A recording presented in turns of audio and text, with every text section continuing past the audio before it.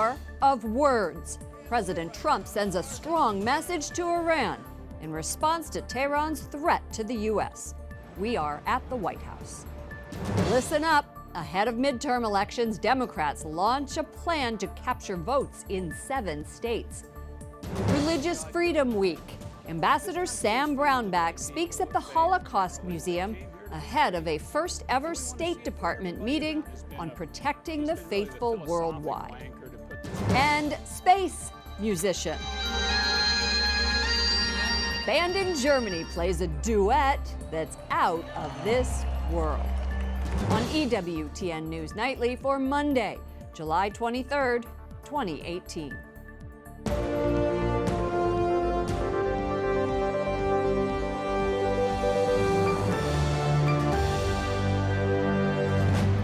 Good evening from Washington, D.C., and thank you to those of you joining us from around the world for news from a Catholic perspective. I'm Lauren Ashburn. The White House blames Iranian President Hassan Rouhani for starting a war of words with President Trump.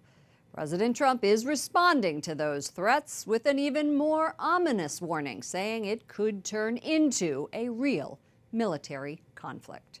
White House correspondent Mark Irons reports. Good evening, Mark. Good evening, Lauren. President Trump's fury started when Rouhani said, quote, "America must understand well that peace with Iran is the mother of all peace, and war with Iran is the mother of all wars." That was the first strike, and using Twitter, the president shot back.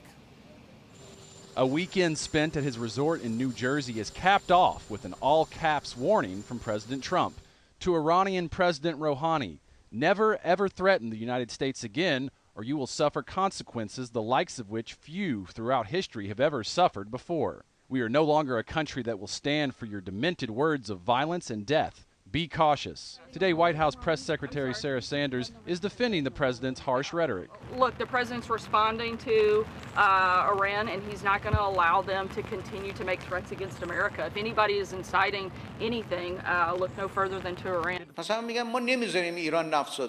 Addressing diplomats in Tehran, President Hassan Rouhani warned President Trump, "Do not play with fire, or you will regret." Relations between the U.S. and Iran were further strained after President Trump pulled out of the Iran nuclear deal earlier this year. The president also ordered increased American sanctions. Secretary of State Mike Pompeo says Iran's Islamic Republic resembles the mafia more than a government. He calls the country's religious leaders, the Ayatollahs, hypocrites. They seem more concerned with riches than religion. These hypocritical holy men have devised all kinds of crooked schemes to become some of the wealthiest men on earth while their people suffer. In less than 2 weeks, the administration will begin reimposing sanctions on Iran that had been lifted under the 2015 nuclear deal. The White House says the president has been strong since day one in dealing with Iran, and his main goal is to keep the country from obtaining nuclear weapons. Lauren? Mark, shifting gears, the president has been critical of people within the intelligence community, but now that he may revoke the security clearances of former U.S. intelligence officials. What can you tell us? This came up in today's White House briefing. The press secretary, Sarah Sanders, says the president is exploring the mechanisms to strip security clearances from officials, including some of his critics. Former Obama administration CIA Director John Brennan, FBI Director James Comey, and Director of National Intelligence James Clapper. The White House says they have politicized and in some cases monetize their public service and security clearances. Lauren? White House correspondent Mark Irons will have more on that later in the program. The Trump administration has released a set of documents related to the wiretapping of a one-time advisor to the president's campaign. The materials include an application from October 2016 for surveillance on this man, Carter Page. The heavily redacted documents show the FBI believed Page had been collaborating with the Russians. Page denies the claims. Republicans say the Bureau abused its surveillance powers. Democrats say they show legitimate concerns about the president's advisor. The economy is often the most important issue for voters, but a new Gallup poll reveals the #1 issue is now immigration. Still, Democrats are laying out their economic plan to attract voters. Capitol Hill correspondent Jason Calvi joins us. Good evening, Jason. Good evening, Lauren. House Democrats only need to flip 23 Republican seats to take control, and nearly 36 Republican seats are very vulnerable Today, a Democratic leader unveiled the pitch to voters, and it's all about the economy. People are getting by, but they're not necessarily getting ahead. Number 2 House Democrat Steny Hoyer says his latest Make It in America plan comes from listening to voters from Pittsburgh to Las Vegas. One focus of the plan is infrastructure, with the goal of bringing high-speed internet to rural areas and fixing roads and bridges. We need, in short, to unleash our economy and job creation by repairing our aging infrastructure and building the innovative infrastructure of the future. Education is another pillar. That includes allowing federal Pell Grants to be used not just for college, but for technical training. By engaging in dual enrollment coursework with community colleges or by completing training at local labor unions or community health facilities, students can prepare for an in-demand job upon graduation. But the Bipartisan Policy Center's John Fortier says the economy could help Republicans. People feel good about themselves, and I think that usually rubs off on the party in the White House and the party that's running for Congress, and the Republican Party in this case. So I think that is a good factor for Republicans. They have some other ones going against them. It's a midterm election. That's generally bad for the president's party, and the president's approval ratings are on the lower side. He says Democrats are trying to reclaim working-class Americans who voted for Trump. I think they've got a midterm election that's going to be good for them, but they certainly are worried about some of those voters slipping away. So the way in which Democrats might be looking to appeal to some of those blue-collar workers who've been traditionally with them is a sign that they're worried about some of them slipping away. House Democrats in 2010 first launched their Make It in America plan. It was focused on boosting American manufacturing. Today, President Trump held a Made in America event in the White House to show off the booming economy. So this could be a little confusing for voters. Lauren? Capitol Hill correspondent Jason Calvi. Thank you, Jason. Joining me now is Christopher Bedford, editor-in-chief of the Daily Caller, author of The Art of the Donald. Chris, welcome back. Thanks for having me. We just heard about the Democrats. Alexandria Ocasio-Cortez from New York, won, socialist, became the media darling of the moment. But is her victory just a one-off? We didn't hear a lot about Democratic strategy leaning to the far left. She says she's mainstream. Could Democrats win using the strategy of this? Not very likely outside of where she won in a kind of far left New York district. And she's barnstorming the country with Bernie Sanders. I think Democrats, though, have an issue here where Bernie Sanders and Ocasio-Cortez and the hard left are two of the only people who are talking about economic issues, working class issues, poverty, drug addiction, these kind of things, that they're coming at it entirely with a socialist message. These are things that Nancy Pelosi and Steny Hoyer and everyone else said we're going to tackle right after Hillary Clinton lost, and they haven't. Their focus nationally has been Russia. Their focus has been on transgender bathrooms and a lot of the fringe kind of activist issues for the left. They haven't talked about money. So if the only people talking about working class issues are hardcore socialists, you're going to be in some trouble in a lot of these rural white districts. Let's go back and to what we heard from Mark say. The FBI released documents wiretapping the former Trump campaign advisor Carter Page. The Democrats say, hey, they were doing their job. They were getting judges to approve surveillance of a man who was meeting with Russians, and Republicans have a completely different side of this, saying that the warrant was tainted and relied heavily on an unproven dossier paid for by the Clinton campaign.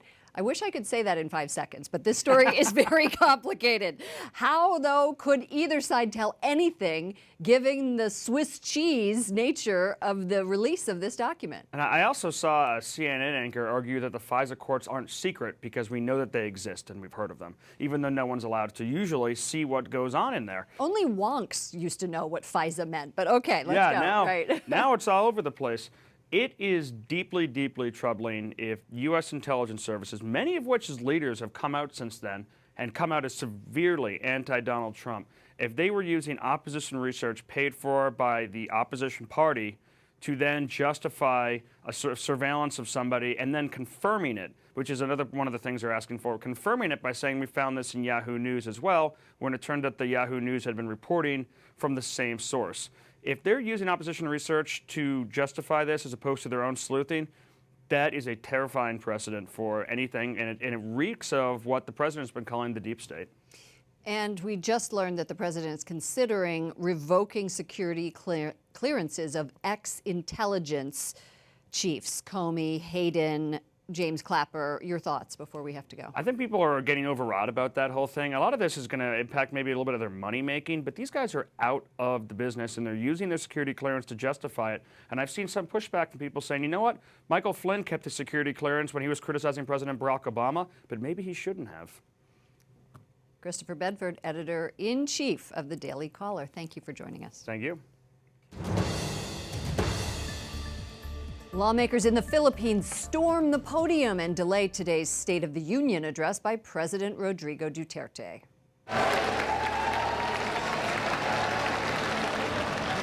Some of the protesters are Duterte's allies. The conflict appears to show a deep crack in his ruling coalition. The president said in his speech he will sign a peace deal with Muslim insurgents in the south of the country. He also said he will continue his bloody war against illegal drugs. At least one person is dead after militants storm a government building in Erbil. That's in northern Iraq. Local media say the 3 attackers were killed by police. No one has claimed responsibility for the assault. This was the first major attack since 2015. The region, predominantly Christian, typically enjoys good security. A Catholic priest is killed in Cameroon, and there are conflicting reports over how he died. The incident took place in Bamako. A Vatican news service says some reports describe the 42-year-old as dying after being hit by a stray bullet in a dispute between the military and rebels, but other sources say he was targeted and murdered. Cardinal Theodore McCarrick is facing another allegation of sexual abuse. The victim, who is being identified only by his first name, James, told his story to the New York Times, saying he was abused starting at age 11. Last month, McCarrick was removed from public ministry over allegations of abuse of another minor decades ago, as well as for abusing seminarians. The 88-year-old retired Archbishop of Washington, D.C. and Newark is the highest-ranking U.S. church official accused of sexual abuse. It raises the question, what will Pope Francis do? Vatican correspondent Juliet Lindley joins us from Rome. Juliet, this new alleged victim filed a police report on Friday. What is he accusing McCarrick of doing? Well, James tells the New York Times that McCarrick began abusing him at the age of 11, Lauren. He was a family friend, and he says he was the first child that McCarrick baptized. So James is alleging the abuse went on for 2 decades, and he says he struggled with alcoholism, which broke up his marriage, and attempted suicide even, and multiple times. His attorney says the statute of limitations may have run out, but he's hopeful that prosecutors can pursue charges. James hopes to see McCarrick prosecuted, and he also is wanting a public apology. Well, McCarrick has not responded. What are you hearing from the Vatican? So far, no official response from the Cardinal to this new allegation. A long-term friend of McCarrick's who didn't want to be identified because she doesn't officially serve as McCarrick's spokeswoman says that he hasn't received formal notice. But she says the Cardinal will, of course, follow the civil and church processes in place to investigate them. Now, I reached out to the Holy See press office, but they have not released an official comment. A source of mine does say that a Vatican response will be coming. This new revelation has raised questions about who in the Catholic Church knew about this and what Pope Francis is going to do about it, if anything. What can we expect? Lauren, that is indeed the case. McCarrick and Pope Francis have worked together in the past. He was tapped to help him with behind-the-scenes negotiations, Lauren, that led to the 2015 U.S.-Cuba thaw, as we'll remember. And in 2002, under John Paul II, he took part in a delegation of U.S. bishops to Rome at the height of the American sex abuse scandal. Now, McCarrick supported the zero-tolerance policy that the U.S. Conference of Bishops later adopted, Lauren, and it remains to be seen what kind of action the Holy Father will be taking. But this latest revelation could force the Holy Father's hand. Francis could revoke his title as cardinal, and he could sanction him to a lifetime of penance and prayer, or he could permit a formal trial that could lead to his dismissal from the priesthood. Now, it's also possible that Cardinal McCarrick would renounce his rights and his duties as a cardinal, as was the case, Lauren, with the late Scottish cardinal, Keith O'Brien, who also faced charges of sexual misconduct with adult men. Now, already earlier this summer, the Pope accepted the resignation, as you remember, of several Chilean bishops who were implicated in the sex abuse scandal in their country. And just last Friday, he accepted the resignation of a bishop in Honduras, Lauren. Juliette Lindley, EWTN News Nightly Vatican correspondent, thank you. Thank you, Lauren. Coming up, a cardinal in Nicaragua responds to criticism from his president. And the ambassador for international religious freedom kicks off a historic gathering.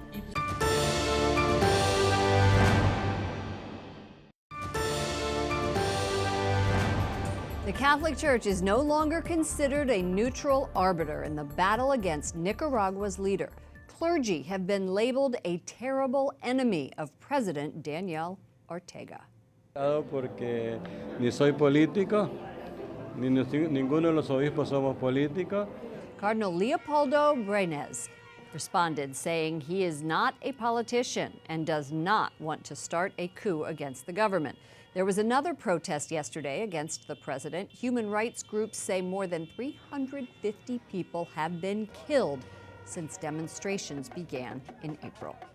And the cardinal has sent one of his most trusted priests to the U.S. to inform Americans about the plight of the church in Nicaragua. He will be taking part in a historic meeting organized by the State Department. And last week, I had a preview of that meeting when I sat down with Secretary of State Mike Pompeo. He told me the focus is to shine a spotlight worldwide on religious persecution.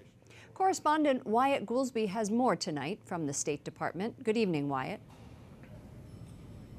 Good evening, Lauren. Officials here are inviting survivors of discrimination to share their stories this week. It's the first meeting of its kind, like you say, and the ambassador at large for international religious freedom, Sam Brownback, tells me the United States must take the lead on the issue. Religious freedom, that's in the DNA of the United States. That's why a number of people came here in the first place. But unfortunately, a majority of the people in the world live in a religiously restricted environment, and then often that is a deadly environment. Ambassador Brownback says it's time the U.S. organizes a global alliance to push back against religious persecution. He visited the Holocaust Museum in Washington today as a reminder of men and women who have lost their lives because of their faith.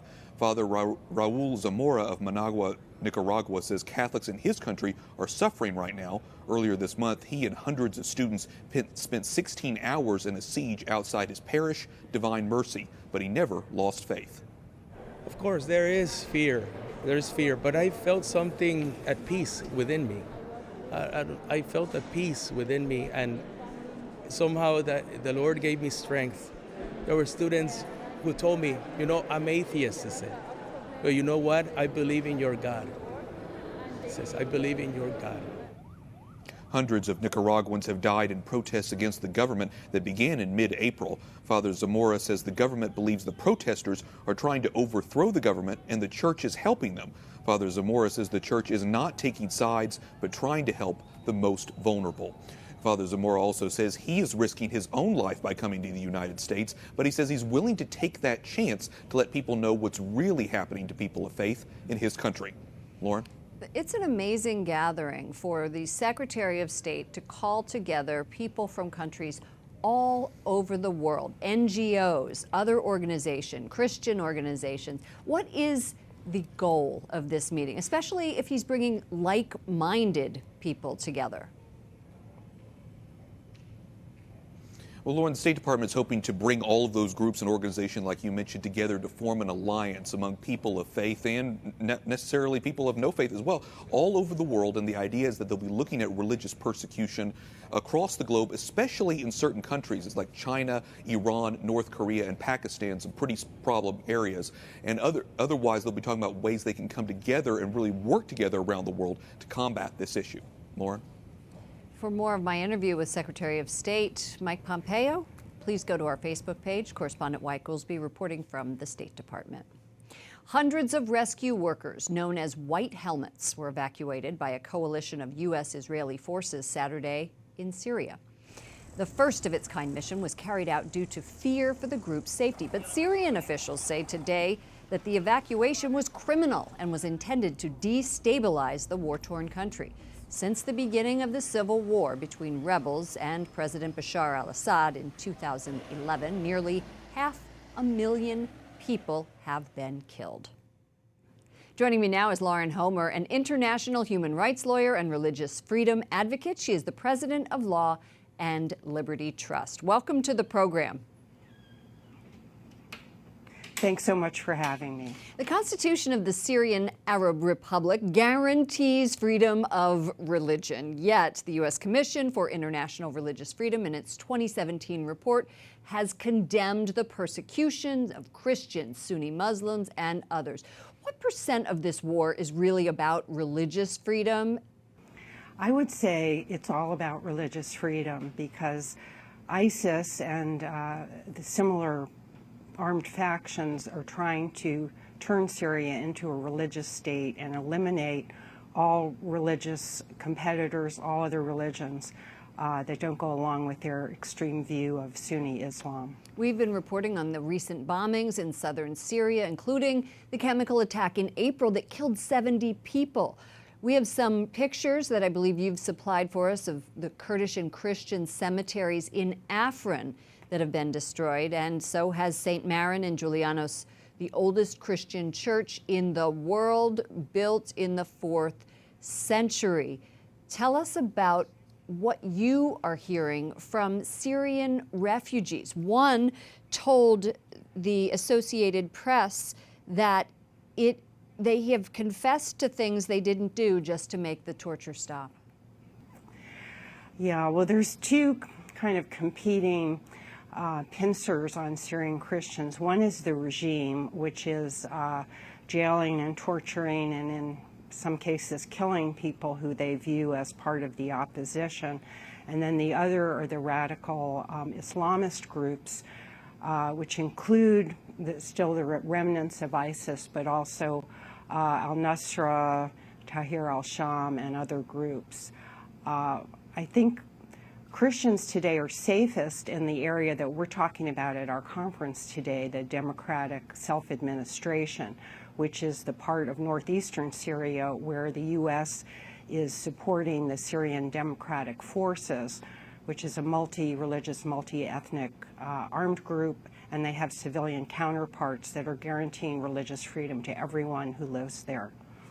The U.S. Supreme Court upheld President Trump's travel ban, limiting refugees from 7 predominantly Muslim countries, including Syria. Now, USCIRF is recommending that the Department of Homeland Security allocate more resources so that they can conduct rigorous refugee and asylum vetting.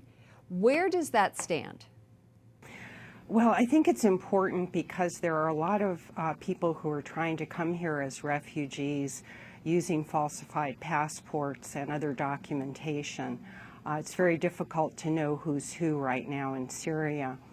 But we do have a concern about the situation of Christian refugees who are being admitted in increasingly tiny numbers. I just saw that only 2 had been admitted this year, and that is going way too far, in my opinion.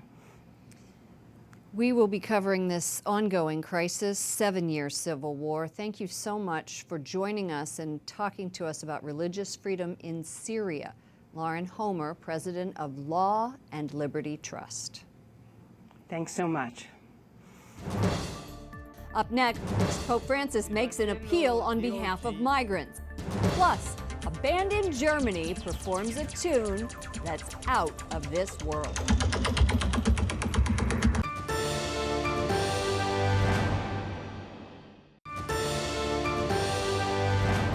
Pope Francis is asking nations to act swiftly to prevent the deaths of migrants who perish in shipwrecks.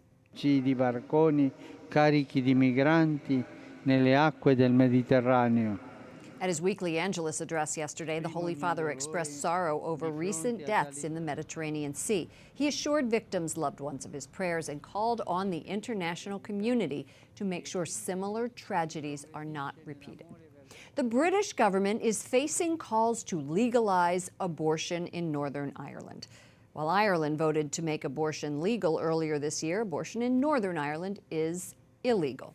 More than 170 politicians signed a letter yesterday urging British leaders to repeal the law. Attorneys for pro-life advocate David Daleiden are asking Planned Parenthood to prove it has not sold fetal tissue for a profit. The abortion provider is suing Daleiden for undercover videos he released allegedly showing the illegal activity. Planned Parenthood says it has not broken the law. And finally tonight, an electronic music group finds it has, ready, space for an extra musician.